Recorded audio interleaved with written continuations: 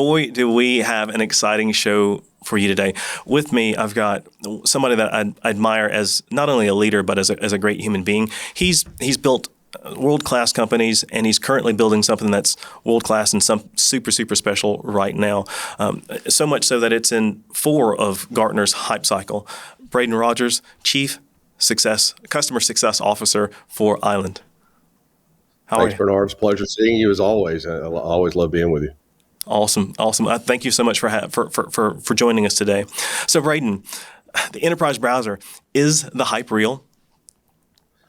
I got to tell you, it's hard for me to be the judge of that. I'm the one delivering it, but I got to tell you, the response from the community has been, it's been amazing. Honestly, it's everything from, the people that have entrusted us with their careers because it's such a special piece of technology, the investors that have been marvelous to invest such deep resources with us, but most importantly, the customers that have entrusted us with the critical parts of their infrastructure. These are some of the most well-known brand name organizations on the planet that have critical assets that they at their disposal that they must protect at all costs. And the unique use cases that they tell us over and over that we're solving for them that have been out of reach for so long. I let them speak for us, but at the end of the day, certainly the march toward the work we're doing just in mass by so many large brand names that I trust, and they're very discerning eyes. At the end of the day, the practitioners, when they make those moves, I got to tell you, those moves certainly tell me there's something fairly unique about what's happening here today, and I think it's special. Yeah, and we're seeing it here. So let's back up for just a second for those that are tuning in that may not be aware of what an enterprise browser is. Would you break that down for us? Yeah, 100%. So think about it this way: the most widely used application that you and I and everybody else uses every single day is our web browser. So we come to work in the morning, we bring that browser up, and that browser's had an interesting journey since it first became a thing many years ago. It started off as something for us to consume content, things like news and sports and weather. And somewhere along that journey many years ago, somebody had the brilliant idea to say, let's put an application. The users know how to use that browser. Why not deliver the application in that same interface? And then more and more apps begin to pour into that browser interface. And then the next thing you know, you've got the predominant center of work is that browsing window. In fact, most organizations, it may be all the users' work, or in a lot of organizations. So but the challenge was that browser that we used never evolved with that. So the apps all evolved, our usage model evolved, but the browser remained the same as a vehicle to convey content and to let us engage with content. And so we said, look, since that's a unique place where the user's living every day, it's where their mouse clicks are happening, where their keystrokes are happening in these applications, what if we were to pivot the browser a bit and deliver a capability or deliver a browser from a totally different perspective? What if we took a step back from the browser and said, because it is what it is, what if we were to build services natively into the browser itself that give the organization the ability to control the engagements, to empower users with more productivity, to empower the line of business to be able to empower new work models, how we onboard third parties and contractors, and how we engage mergers and acquisitions and protect our most critical application assets. And that's exactly what we built with the enterprise browser. When we created the category, when we created the terminology of enterprise browser, we embarked on a mission that we thought was, to your point a minute ago, that certainly could be very special. It's certainly living up to that at this point. And because the user is already familiar with how to use a browser, you never have to train them. But on the back end of that, you get one of the most powerful platforms that any organization can grab hold of. And so everybody wins. The users win with a natural experience. The practitioners, win because they're able to live right at the tip of the spear where the user's living in a much simpler fashion. So it's kind of a win-win for everybody, as opposed to the kludgy techniques in the past that we've all had to use in the first place. So Bernard, you've been doing this for a long time. You sold everything across the entire stack. I've been part of building over the years.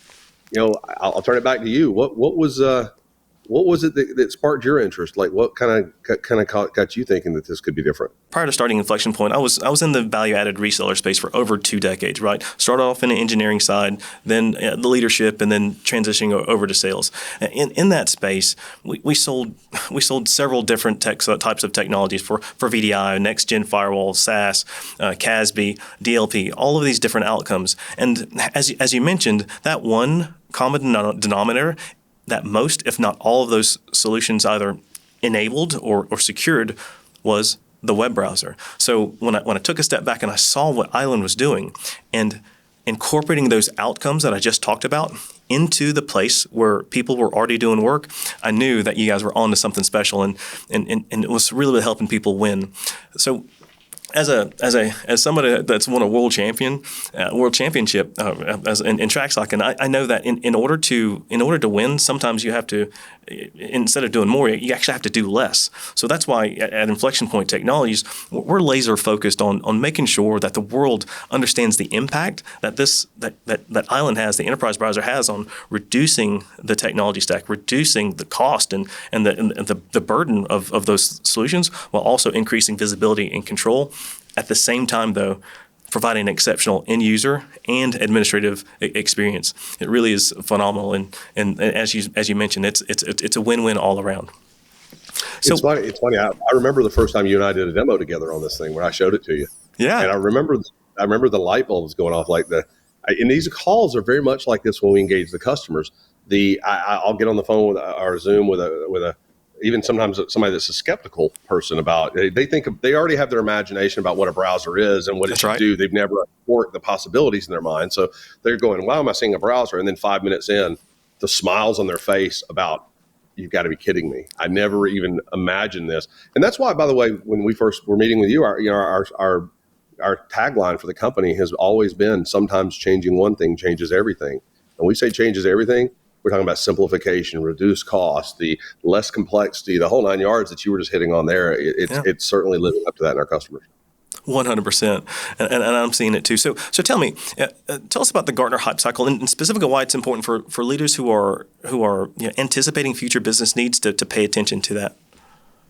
Yeah, so Gartner, in the mid '90s, I believe, is when it started. They created this function called a hype cycle, and basically what it was their ability to measure a given influential area of technology and the things that were basically the maturity curve of the things that were impacting a given area of technology, and measuring everything from the early cycle of innovative new technologies that are just emerging to the things that have been around for many, many years that have maybe in some cases have outlived their usefulness in some regard, or they've released, or reached a point of everybody being enlightened. They call one of the phases this what they call the slope of enlightenment or something like that. That's right. Yeah. But the idea is that they're just measuring the maturity of a given set of technologies. And on the hype cycle front, something I've never seen before. The enterprise browser and the category that has now been created, it found its way into 4 different hype cycles. By the way, in a 2-week period, which I've never seen before ever. It's nuts. So the fact that the category of enterprise browser found its way into 4 hype cycles is very unique. But that tells you, and all these analysts come from different angles in their hype cycles of the different problems they're trying to solve or they're trying to address. And so what it tells you is there's some a unique hunger that this thing can solve from a number of different angles with the same piece of technology. So that's really the powerful thing. It can address so many different problems, and that's the power there. 100%. I just want to jump in for a second in regards to the technology in and of itself. So I think of it as when I look at the enterprise browser, I think of it as the single tool that has in the past 10 or 15 years that has the most impact to this particular space, right? And when you think of the Pareto rule, right, 80% of the effect is caused by 20% of the cause. The underlying problem is the browser, and you guys are solving for that. It's pretty awesome. Of the 4 that the Gartner that you're in for the hype cycle, is there one that really surprised you more than another?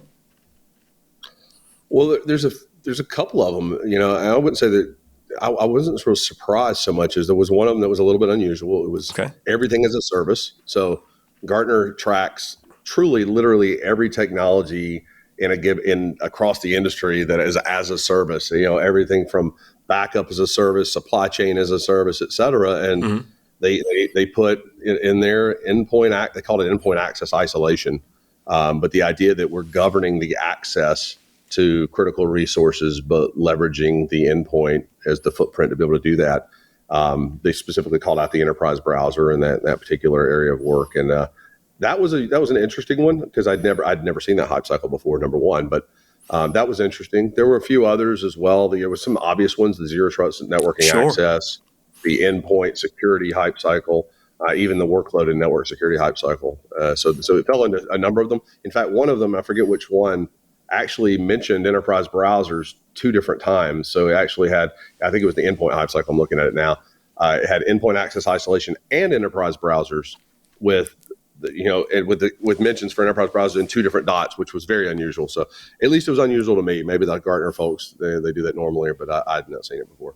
So what do you? So let's talk about this for just a second too. So it being in 4 Island being in 4 hype cycles, what do you think separates Island in the marketplace? Well, you think about it. Let's kind of bucketize things into 3 categories. Sure. There's number one. There's the existing browsers that people use. So the existing browsers simply just were built for consumer needs. Yes, some of them have some basic settings and things you can control centrally, but it's not what the nature of an enterprise browser is. Governing a browser with GPO settings, as an example, is not what we're building with enterprise browsers. Certainly, those settings we can control, but that's not the fun part of the engagement of the browser. So there's the existing browsers.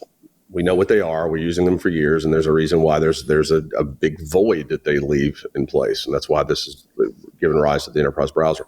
The second thing is existing technologies that are in play in the environments we're working in. Things like you mentioned some of the things I mentioned ago: virtual desktop infrastructures, right, existing proxies, DLPs, CASBs, even some of the things we're calling SASE now. At the end of the day, that we've rearranged the deck chairs on some of those previous things, and now we're calling it something different a little bit. So. In that world, you got some of those technologies, and what we deliver can solve unique challenges that are very difficult for those technologies to solve. The users get a bad experience, by the way, in VDI and things along those lines. Delivering apps and services is unnatural. And when you get into unmanaged real estate, all bets are off. Devices that are accessing your environment from a contractor, from a firm that you've outsourced to, that is a BPO, business process outsourcer for you, they're using their devices that you don't manage. So those technologies can be difficult because you can't get agents on their machines. It's hard to get a VPN client on their machine. In fact, you don't want it. You don't want their devices on your network. So giving access to applications and resources is challenging, and that's a really, really hard area for a lot of folks. BYOD's in that category as well, unmanaged. Yep. And then there's kind of this third thing, which is what we've given rise to when we created the category called enterprise browser. So there's been other players now that have come up behind us, which has been great because just for us, it affirms that there is something that is real here. When others see the idea and go, yeah, that's something worth playing off of, and there's a category that's been created, and to have a category, you have to have multiple players. So that third thing, to your point, that's been a great thing. We're very fortunate to have innovated and invented the area, and we're very fortunate to have some folks in there that believe in it as well to do their own thing. So this is It validates both of our respective companies that we're on the right path, and we are ahead of the curve, if you will. So I'm curious, what happens to those that don't adapt to this landscape and leverage something like a tool like the enterprise browser? Well, listen, their world will just be more difficult. I mean, the reality is the world changed several years ago with things like hybrid work. But, there are other influences that have been around for years that we've struggled with. Things like BYOD is a perfect example of that. Organizations will get by with the legacy tooling. They'll just have the mechanics to assert themselves over the difficult use cases they face. They'll just be made more difficult. Yeah. And, can they solve some of those things? Yes. Well, they have trade-offs. And that's the big part of the problem that we've had with the existing architectures, the existing approaches, the architectural approaches we've taken. The trade-offs that are required. Like let's pick unmanaged devices. Let's pick BYOD. Sure. To empower BYOD, you have to give access to applications. Give access to applications on devices you don't manage. You have to be either willing to risk the loss of data onto a device you don't manage. That's right. Or that's one trade-off. Or you have to assert some control on that device to prevent the data from being lost at which the user had a trade-off in that case where they said, all right, now it's kind of a managed device, a little bit more managed than it was before. It's not my personal device. So it is. So there's a trade-off in that use case. And all of the use cases that we generally see with traditional approaches require a give and take by the end user or the practitioner or someone in that process with a line of business. And for us, I think the enterprise browser has been powerful because it kind of eliminates those. Back to your question is, what does it mean for orgs that, that don't do it? They're just going to have to keep living with the trade-offs where they can actually find the trade-off that everybody can agree upon. In orgs that adopt the enterprise browser, it can just eliminate a lot of those trade-offs, like the privacy example I just used a moment ago. 100. I appreciate you digging into that and sharing your perspective on that. From what we're seeing, that the organizations and talking to certain business leaders, the ones that are that feel that. And no offense, but there's this saying of how you do anything is how you do everything. There's this and I don't mean to be bad, but they're kind of stuck in their the old path.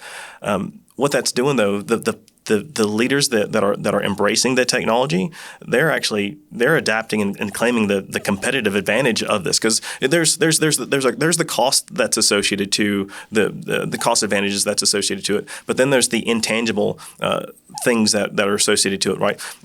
The fact that the end user can work on a device that they want to work on, right? That's an emotional component that you can't really put a number on, right? So the other thing too is that once I see these visionaries, these tech innovators, they adapt it, and then once they grasp it, they really see how the technology it aligns strategically with the company's core principles and objectives, and they've had some unbelievable effect with it, right? Case in point, our friends over there at Hendrick Motorsports, right?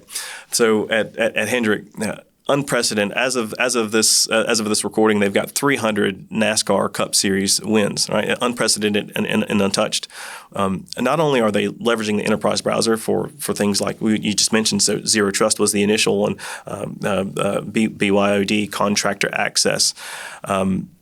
Those things, but they also see how the technology can help them win races. Now, I can't go into the details on that, but just know it's safe to say that we're proud to partner both Island and Inflection Point with them, and have Island named as the enterprise browser of the official enterprise browser of Hendrick Motorsports there. So great stuff.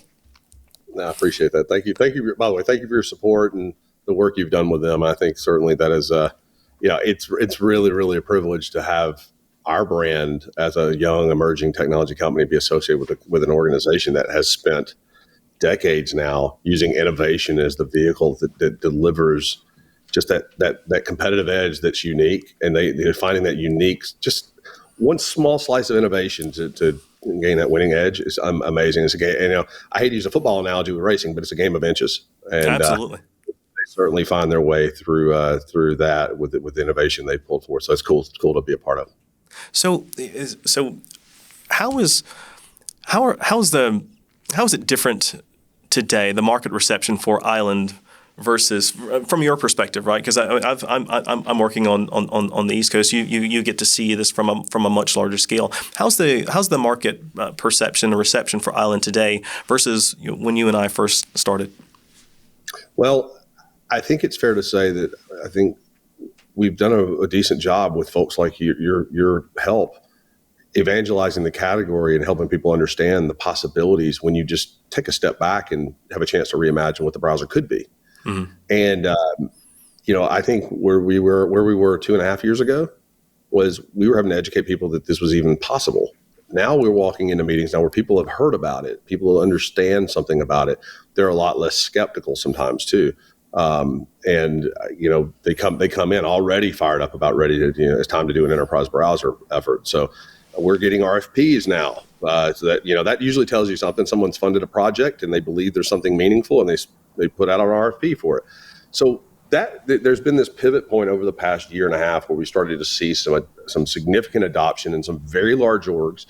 And as you know, it's a small industry. Everybody talks. So right. a lot of the work that we've done has been transformational in the orgs we work within, and we let the work talk for us, and that's been very beneficial because of that. They talk to their peers in their own industries, at their trade shows, et cetera. And so when I go to a trade show, often now I get people coming up the booth saying, hey, so-and-so told me I got to come see you.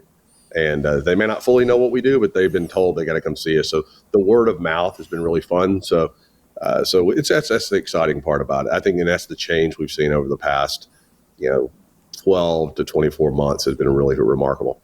Absolutely. Well, as I mentioned at the beginning of the show, I knew that this was going to be exciting. It's always an absolute pleasure talking with you. If folks, if you'd like some more information, check out the show notes below. We're also going to put a link in here. Bradon, thank you so much for your time and being so gracious. Bernard, it's always great seeing you. Thank you for having me on today. Awesome. Thank you so much.